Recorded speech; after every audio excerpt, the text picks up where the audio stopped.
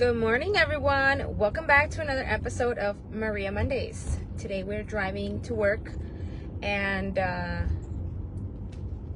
was thinking about the topic for today, and this is a topic that has been like heavy on my mind for the last like couple of days. I want to say like a week, and the topic is being in it for the long haul.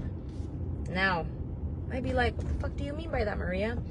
One thing I didn't really notice, like I was not aware of it, right? Was that when we are starting anything in our life, anything, whether it be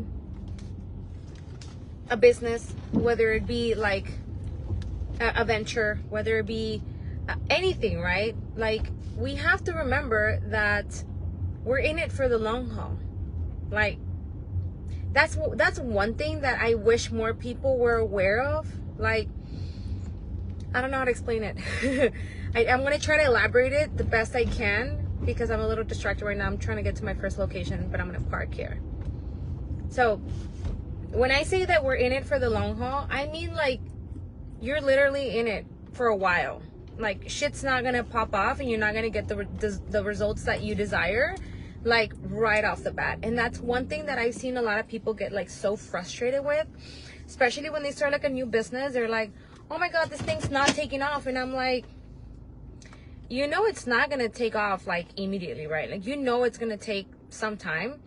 And that's where I see people getting like really frustrated. They're like, well, I've been at it for 6 months. And I'm like, dude, like, if you're starting a business, I just want you to know it's going to take like 4 or 5 years to see some kind of stability, to see some kind of clientele, to see some kind of like consistent like workflow. Like, you know, you got your routines, you got your systems. But I do want to emphasize, like, the first 2 years of your business are so important. Like, you need to fundamentalize anything. I don't even know if that's a word. But you need to put the foundation. That's what I'm trying to say. You need to put the foundation for this business to succeed. Like, you need to put some systems in place. You need to train yourself on how to be a leader. And this is coming from someone that thought that it was going to be easy. Shit. I remember the first time I had a business, which was Girl Code. I told myself, I'm going to give myself 4 years. And in 4 years, like, I'll see some progress, and then I'll see what I want to do with this business. And I remember just sitting there like, is this what I'm going to do? Because, you know, after 4 years, you start seeing how your business is like taking shape and form, and you have your clients and your regulars, and people know you, and you're all over Google page, and it's great. But I realized, I said, you know what, I don't want to do this for the rest of my life. And so that's when I switched over to something else. I didn't even know I wanted to do cleaning. Like, cleaning just kind of fell in my lap. But even then, with the cleaning business, like, I gave myself 7 years. I said, in 7 years, this business will be where I need it to be. You know, I won't be working anymore. I'll probably be, you know, doing the outside work. But, you know, on those tough days when I have to clean by myself, or when we have like difficulties with like employees and stuff, I remind myself, 7 years. 7 years. And so I see that a lot of people get desperate. They're like, oh my god, it's been 3 months. What the hell? I'm not getting any clients, and I'm not getting any money.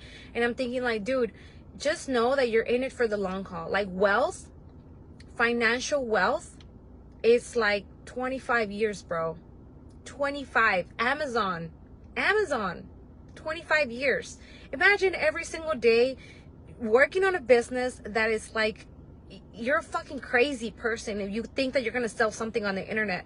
I mean, I was looking at, I think I was getting courage more than anything. But I remember when I was like starting the Best Cleaning Company, I went on the internet and I just started looking at all these stories. Like, I saw how Kris Jenner started the Kardashian brand. And I don't know if you guys have ever seen that story, but like, basically this lady married Jenner, right? Bruce, and Bruce was like an Olympian, but I think he was retired, or he was not like competing anymore. And so the checks stopped coming in. And so they had to sell their house, I think in Calabasas. I'm not sure where it was, but they had to sell it. And they had Robert, they had Courtney, Kim, you know, all the kids, and they had to move into an apartment. And then, you know, Kris is sitting there like, dude, what the hell? Like, I just lost my house. I am living in an apartment with all these kids.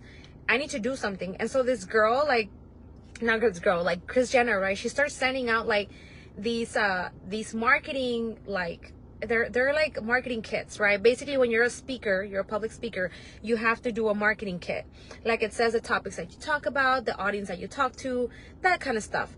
And so just looking at her story, how she started, like she started mailing, like literally mailing these things to big corporations like Coca-Cola, Dr. Pepper, you know, big corporations, just to, because Bruce had a speech and she wanted to sell that speech because she was like, this is going to make us some money while we get afloat. And next thing you know, the phone started ringing. Think about that. The struggle, like the struggle, and seeing like it took her all these years to finally, like, and I think she was like in her 30s then. She was like 30, now she's like 60. I mean, look at the empire that they've built. And so then you see Jeff Bezos.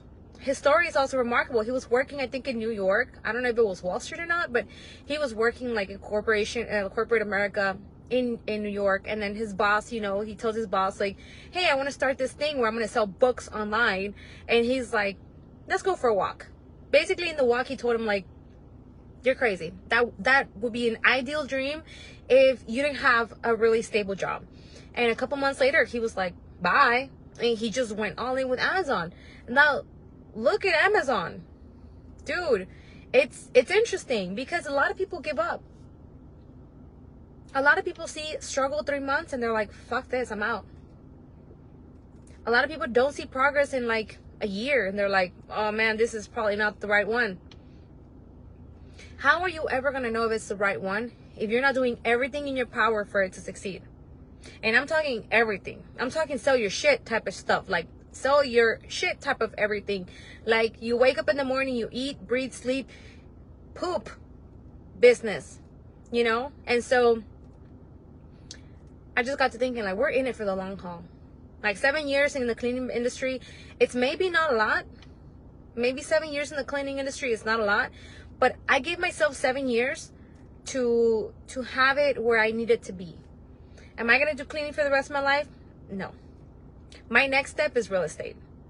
And I think that a lot of times we want to fly and we need to run and walk and crawl before we can do any of those things. And so to the young person out there, to the new person in business, to the new entrepreneur, welcome to the shit show. You're in it for the long haul. You cannot go and sell $1 million properties. I mean, that happens to a rare occasion. You know, you have to have the right contacts and stuff. But even then, building those connections, building those relationships takes time. And so I see that a lot of people, they just want to, like, you know, tell you, oh yeah, you're going to make $1 million and da da da da da da da. And they map it out really well because they have the knowledge. Because this happened to me, actually. I hired a coach. Love her to death, you know, but now I see the marketing strategy that was behind her coaching, which was basically like, you know, if you sell this amount of coaching packages, you can make this amount of money per quarter, and then you have to make X amount of webinars and and then you can make like $1 million a year. And I was like, oh, that makes sense, right? And I believed it. But what I wasn't taking into consideration was that I didn't have the knowledge that she had. And so she was trying to compress all of this knowledge that she had over like 15 years in like this 6-week coaching program. It was amazing. It was so like, it was like, what you call that word? It's like, you know, I was indulging in it. It was amazing. It was just like submerging. That's the word. I was submerged in knowledge. It was great. But it's hard to retain all that information. And so she was like, you know, just go back to the notes and this and that. And it takes practice. And I was like, do I want to sell from a webinar? I asked myself, do I really want to sell from a webinar? I said, maybe, but not fitness coaching. And so that's when I kind of started like, you know, diving deep into, is this really what I want to do for the rest of my life? But anyways, I kind of deviated there. But, you know, it's years and years of a lot of knowledge that sometimes we're like, we see these coaches, right? And we're like, yeah, I can make $1 million a year too. And you can, right? You just have to know if that's what you want to do. And if you do want to do that, then you have to put your all into it. And you have to like dive head first. And there's some industries where you will make $1 million, like real estate.